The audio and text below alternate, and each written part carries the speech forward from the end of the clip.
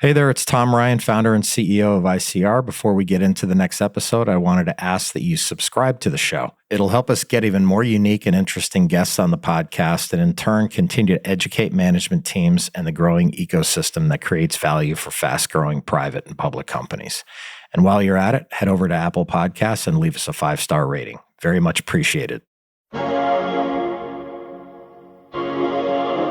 Cultivated meats in general has taken the approach that they would have their own brands and their own products, and that they would compete with the meat industry for shelf space, for share of stomach, for share of menu, all of those things. And they would do that from what I would consider to be a tremendously undercapitalized stance. If you want to change the world, you don't sell a revolution, you sell a better bottom line. Traditional livestock are just fraught with problems because think of how long it takes to raise them. Cultivated meat as a category can do that in about 45 days. Meatable can do it in 12. And the difference in 12 and 45 is the difference between profit and more profit. We're not going to compete with any company.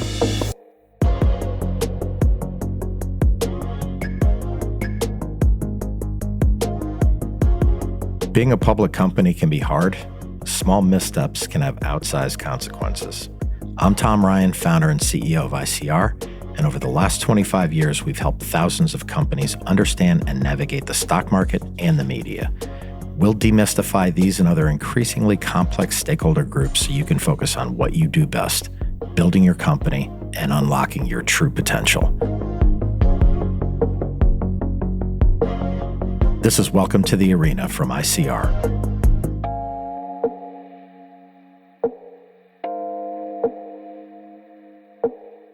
In some industries, new players have to shake things up by breaking them down. But in sectors like food, where traditions run deep and habits are hard to change, building on what's already there can be a far more palatable strategy. Pushing an industry forward isn't about preaching change, it's about proving that change is profitable. In cultivated meat, that means leveraging collaboration to create scalable, sustainable solutions.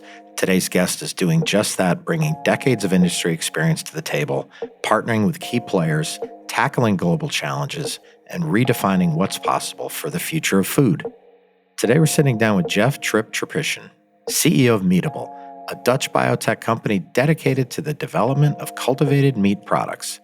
Trip is an industry veteran with more than 25 years of experience in the organic and natural meat industry in the U.S. He most recently served as CEO of SunFed Foods and prior to that as president of Perdue Premium Meat Company. Trip also brings extensive experience across the U.S. meat market and deep expertise in the U.S. supply chain, marketing of sustainable meat products, fundraising, and M&A. Notably, at SunFed Foods, Trip orchestrated a successful merger between Teton Waters Ranch and SunFed Ranch, positioning the company as the foremost regeneratively focused grass-fed beef platform in the U.S. He clearly brings a lot of experience and a unique perspective to the cultivated meat industry, so let's enter the arena with Trip.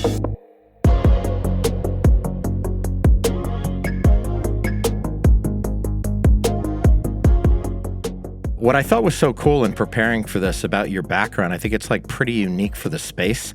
Ironically, like you actually come from the meat industry working for a biotech company. What do you think from your experience is like most applicable to what you're doing today? Well, look, I mean, it sounds different because kind of the science or the origin's different, but it's meat. We're in the meat business. We just happen to be cultivated meat. And so the similarities far outweigh the differences. The intersection in that industry is solely about where the meat comes from. Everything else is the same. It's real meat. It functions that way. It enters the marketplace in a similar fashion, whether a grocery store or food service. And so I think coming from the meat industry allows it to actually be a partnership instead of contentious or kind of a winner-loser. Totally. And what was it about this opportunity that was like an aha moment for you? You obviously spent your career kind of in that traditional industry, and there's some, different competitors around. What was it about this company that you were like, wow, this is a great opportunity. This is for me? Well, it was more the category. Meatable became the right choice. But the issue really was that hell, I'm getting old and I'm looking at an industry that's really adept at efficiency. And if you look at the progression, it's going to be a 70% growth in the next 25 years. And it's already has problems. Many industries have problems.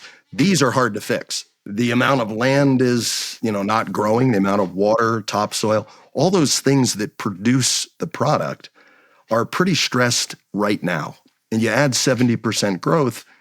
And, I sat here as kind of a veteran of the industry going, how the heck are we going to supply the meat to meet that demand? And when cultivated meat came onto the horizon as an option, I went, well, I don't know much about science, but I know we have to have a better answer. We can't keep going back to the same answer and expect animals to get bigger or land to produce more. The ability for that to happen as we go forward just doesn't exist. So I looked at cultivated and said, that's worth some time. And then Meatable is clearly the front runner from a taste standpoint, a science standpoint, the ability to make all of the pieces, to do it 3 times quicker than others in cultivated meat due to its IP that it has on a global level. Just seemed like it was the natural choice. Yeah, I think it's just worth mentioning again. You kind of framed it out pretty well, and you used that 70% number, which I kind of fixated on as well. But just so the listeners are aware, meat consumption is projected to increase like 70% over the next 25 years? That's like a gigantic increase. Oh, it is. It's a huge number on a huge industry. But if you think about, one, it's 25 years. But two, you think about in that time period, the globe is supposed to have an increase of 2 billion people, or 25% increase in the number of people on the planet. The second, and probably the bigger impact, is that developing countries, as their disposable income increases, one of the first deployments of that extra income is in upgrading their nutrition, upgrading their food. So you get 25% more people plus developing countries, and 70% doesn't seem so big at that point. Yeah, and there's no way that, like you said, there's a finite land and finite resources. Something has to give, and that's really where you step in. So having framed out kind of that macro piece, I know that you were able to raise $100 million plus over the last couple of years. What were you able to show investors beyond that macro argument why they bet on Meatable and are excited about the team and what you guys have going forward? Yeah, so that time period is about 6 years, and it was the 2 founders and the team that really were able to be on that kind of upswing of how people were investing a few years ago, a little different than today. And it was all about the science. The question was, could the science actually do it? And people that were investors said, gosh, I'll bet on that. Now that the science is proven, the bigger challenge and the reason for the kind of introduction of myself and the science part being known is really, so what's the rest of the story? How does a really amazing science in a lab become something that you can put on a plate somewhere in the world? And so how you do that, the industry struggled. And I view it as this should be very simple. It's part of the industry. We're a supplier to a $2.3 trillion industry. And so that's not threatening. We've had 15 or so, Tom, conversations in the past 90 days with meat companies globally. And 14 of the 15 said, this just makes a heck of a lot of sense. It fits into their business model. It fits into how they deploy CapEx.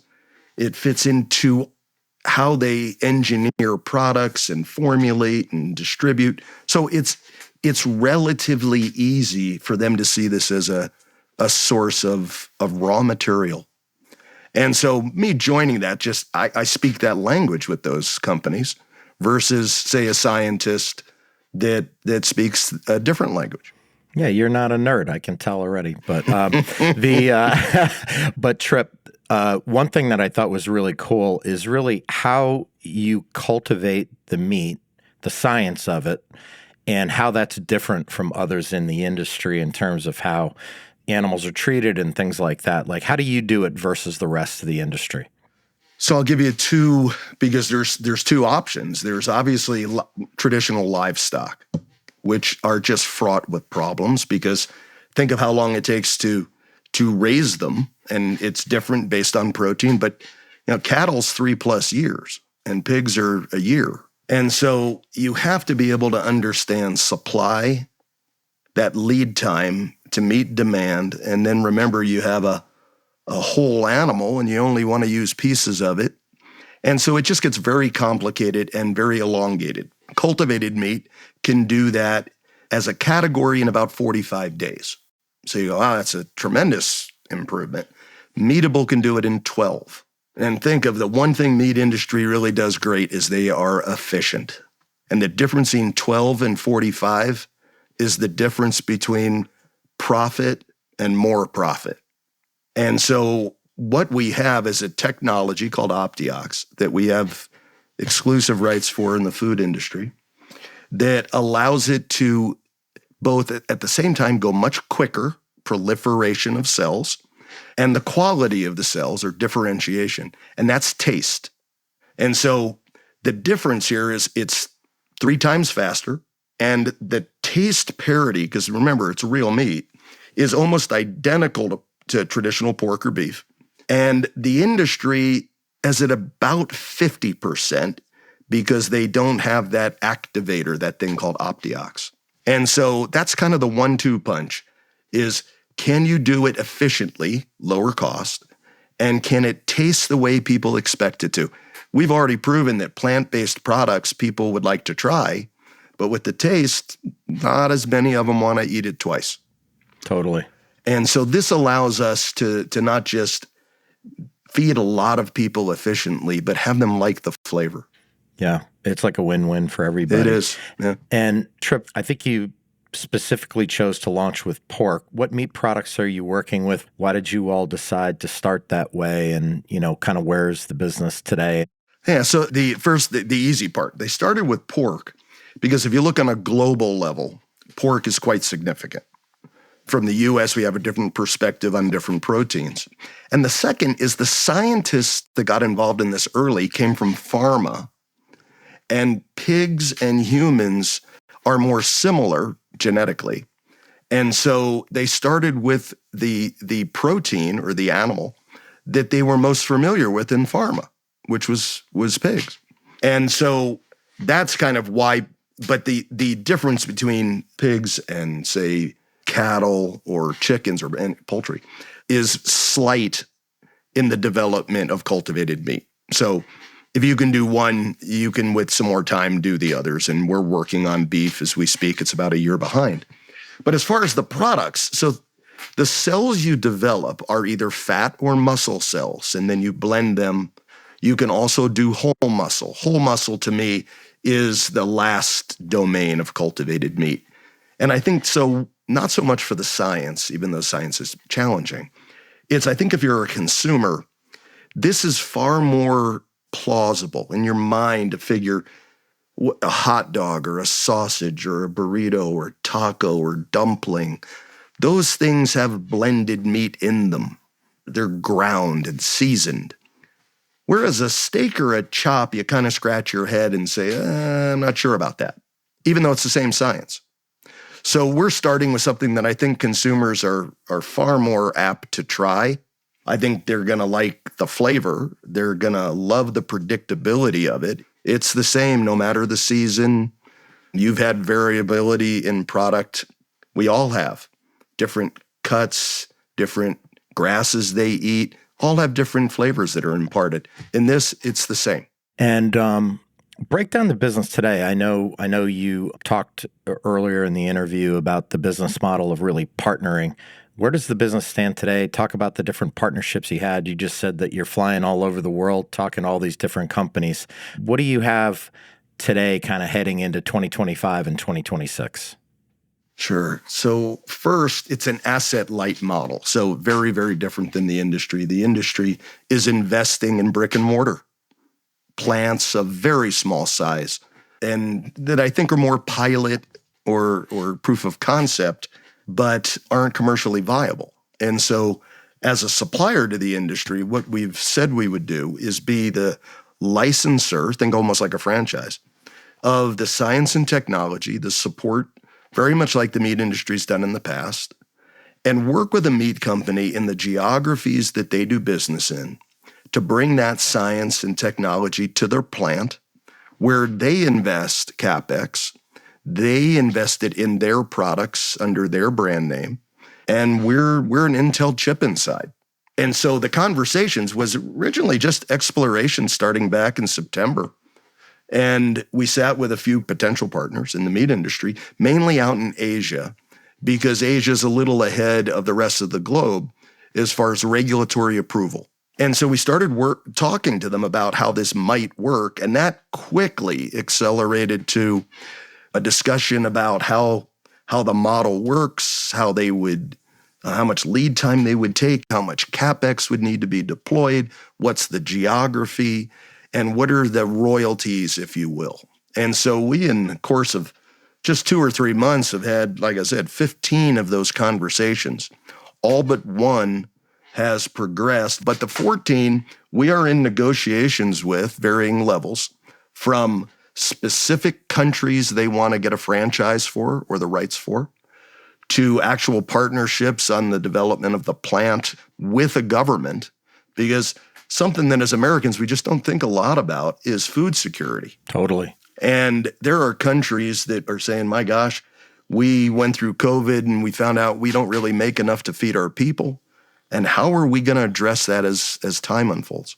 And so a cultivated product could be made in any environment. It could be made in the desert. It can be made in the inner city. It could be made in the harshest of environments because it's inside a building. And so that's what's, I think, captured people's imagination in the meat industry. The governments that we've talked to have said this is either something they want to have as part of their economic engine of the future, or be able to truly feed a percent of their population in country versus as an importer. And so in a very short window, 90 days, this is moving quicker than we had anticipated, which is a good problem to have. But nonetheless, we are developing a unique solution almost for each of these countries, customizing companies for each of them.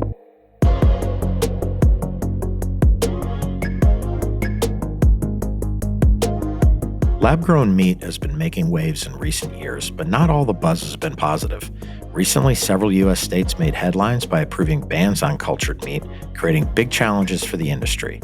As Tripp points out, though, success here is all about execution and education. I wanted to hear about Meatable's fresh approach to navigating these challenges. I think everybody in any pioneering industry, you think you have the right answer, as do I. And I'm lucky enough to have spent the time in the industry that we're trying to penetrate and work with. So hopefully I've already made those errors in the past so we can learn off them as we go forward.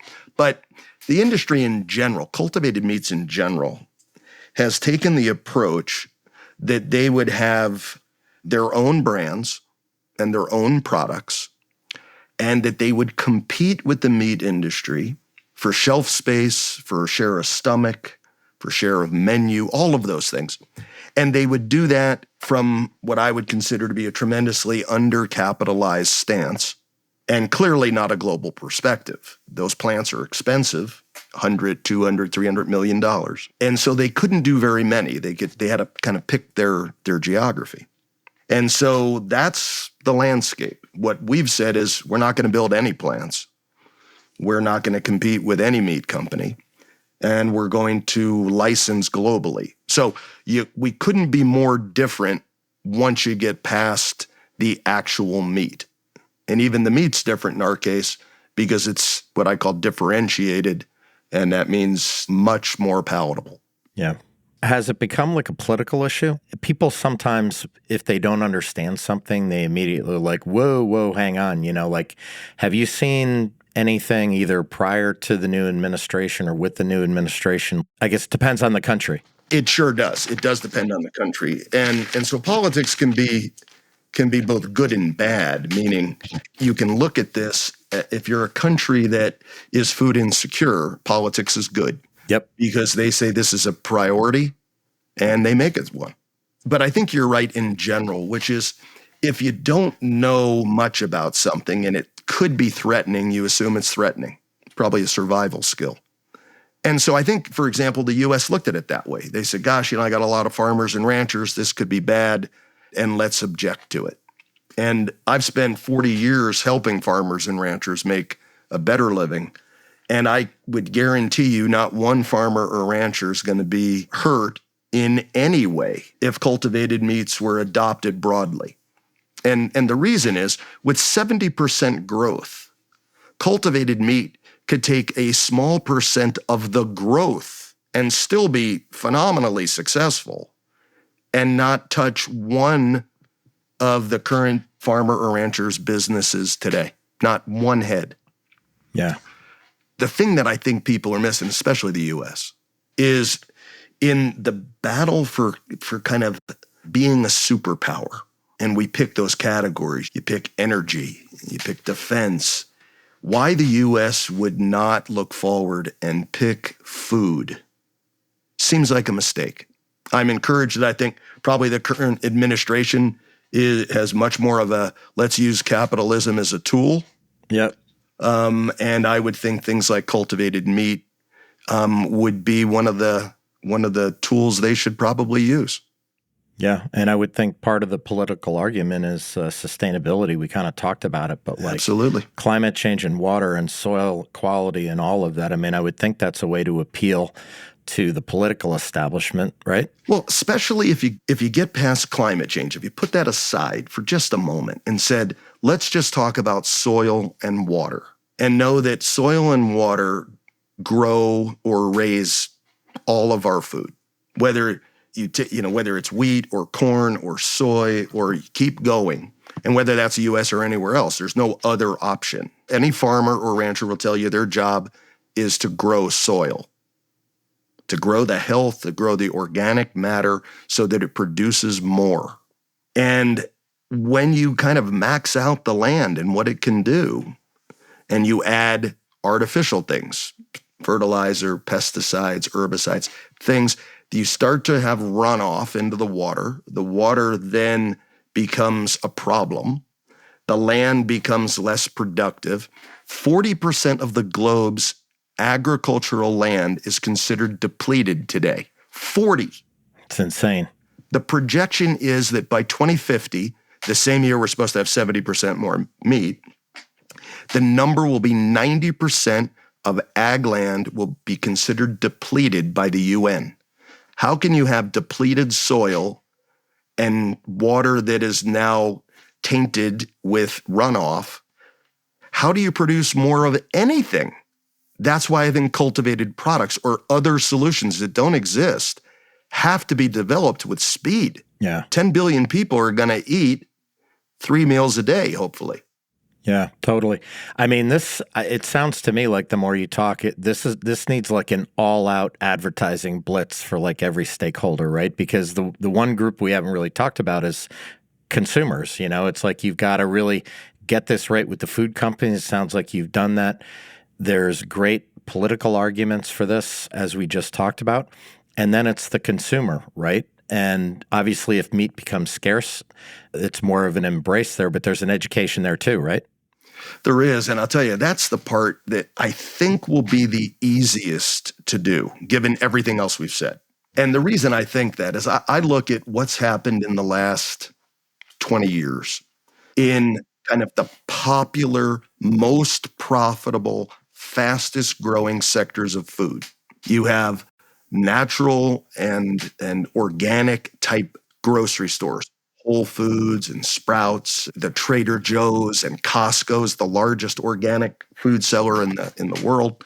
And so you take those, relatively speaking, young companies. You take food service sector, you take Chipotle and Panera and Shake Shack's, company like that didn't exist 3 decades ago. And they're rewarded with tremendous profitability and great growth. You have a younger consumer that has had tech change their life. Tech in a 20-something-year-old's life is dominant. So the idea of food tech as a solution will be far more readily accepted by them than someone of my generation. Totally agree. Like I kind of mentioned before, it just seems like the industry in many ways has to band together to kind of tell this story.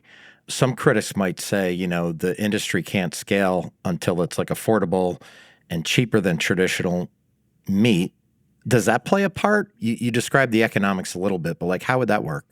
Sure. So today the economics don't work, but that's the appropriate stage. This is a technology that'll take another 3 to 5 years, depending on who's driving it. We see within 3 years economic viability at about $6.37 a pound, which is a premium, but a premium that is well within reach of the normal premiums, things like organic or antibiotic free. Anything special has a premium. It's within that range. So it needs its time, because if you think about the process, especially on things like tech, is they have to figure out if it works doing it once. Once they get that down, then they go, okay, now can I make many of them? And well, that's where cultivated meat is. They know how to make it taste, in our case, taste great. They know how to make it in a size that you go, okay, that's very small. It's measured in kilos or pounds and not a lot of them. So the next 3-4 years, what you're going to see is the same effect of going from a benchtop sample to mass production, producing 30, 40 million pounds at a typical plant anywhere in the world, and that being introduced into the meat supply by whatever company's manufacturing it.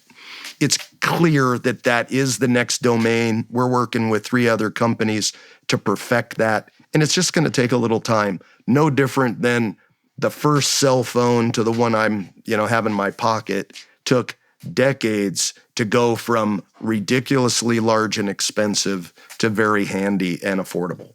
So if it was scalable today, there's only 3 countries in the world that have approved it. We've applied it to 13 other countries, and they take a year or 2 or 3.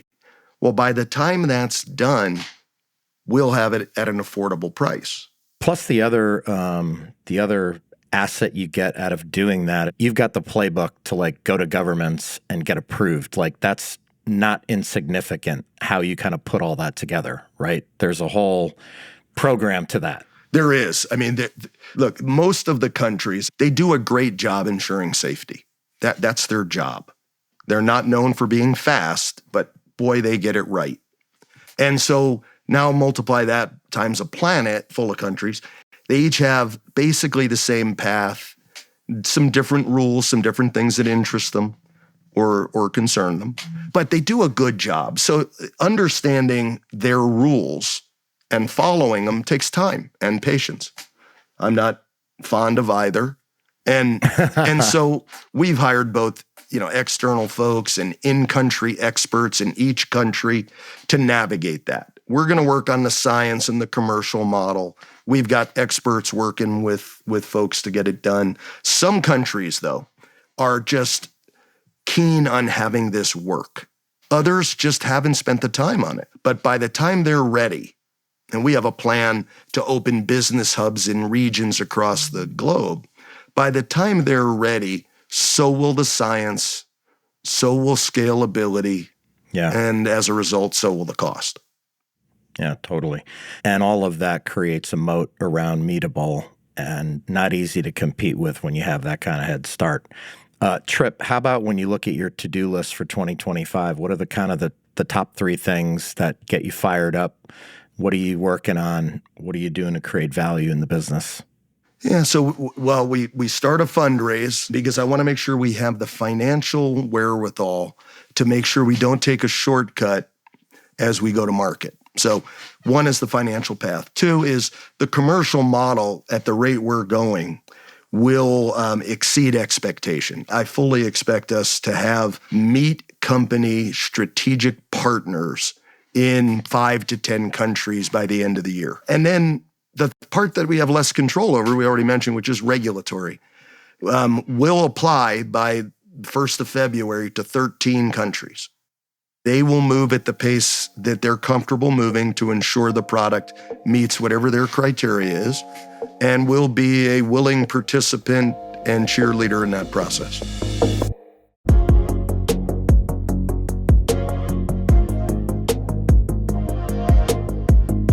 The case for making cultivated meat a mainstream option is not about ethics, it's about economics.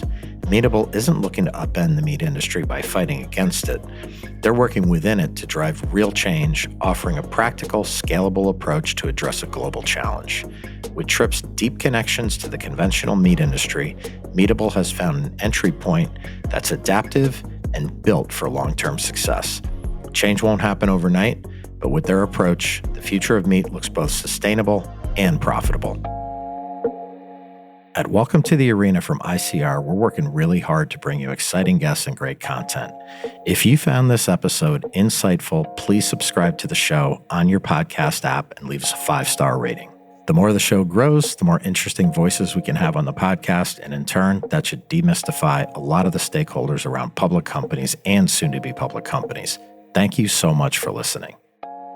Thanks a lot for Trip for joining me on the show today. As populations grow and food demand increases, he makes a convincing argument for why cultivated meat will be a big part of the global solution, and Meatable is perfectly positioned to help lead the way for the industry. Their innovative IP and experience navigating policy should give them a significant head start. This is Tom Ryan. We'll see you next time back in the arena. References to specific stocks are not intended to be recommendations for specific trading behavior. Comments presented on this podcast are intended for informational and educational purposes only, and do not represent opinions or recommendations on whether to buy, sell, or hold shares of a particular stock. All investors are advised to conduct their own independent research into individual stocks before making a trading decision. In addition, investors are advised that past stock performance is no guarantee of future price performance.